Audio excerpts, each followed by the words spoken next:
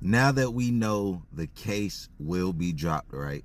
The CEO of Ripple can now speak about certain things that were going on behind closed doors, okay?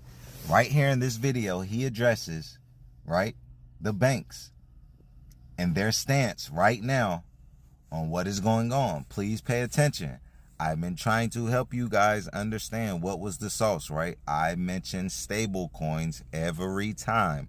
What do they want to prioritize? What do they want to pretty much adopt first? Is stable coins.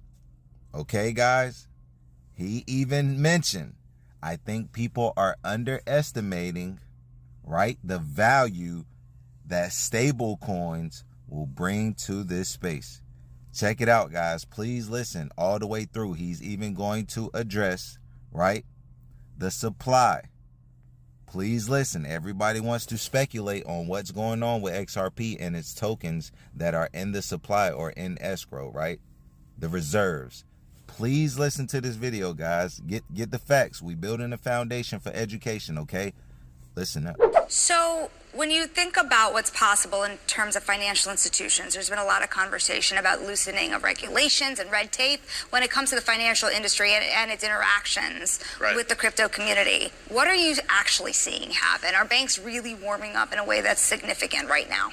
I mean, I think unequivocally, yes. I mean, just in the last few weeks, I have seen U.S. financial institutions go from being like, look, we're just not going to touch it because we don't want the extra scrutiny of the regulators, which, again, may or may not have even been legal, given these are legal businesses.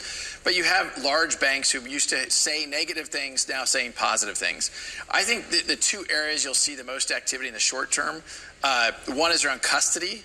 These are banks that want to be able to custody, particularly when you see real-world assets being tokenized. You need to be able to safely manage and custody that for customers and potentially for the bank.